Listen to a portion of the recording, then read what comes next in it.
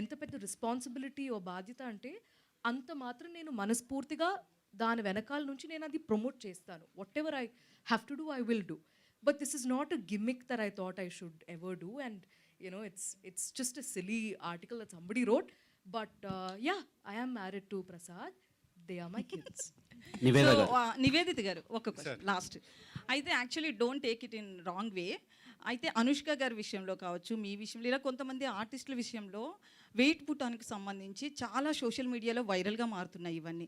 అంటే లేడీస్కి hormonal issues ఉండొచ్చు, చాలా ఉండొచ్చు వాళ్ళ పర్సనల్ లైఫ్లో. బట్ ఒక హీరోయిన్ అంటే 0 సైజే అని సోషల్ మీడియాలో ఇప్పటికీ వైరల్ అవుతుంది. సో వీటికి ఏం చెప్తారు మీరు? యాక్చువల్లీ మీతోనే నేను చెప్పాలి.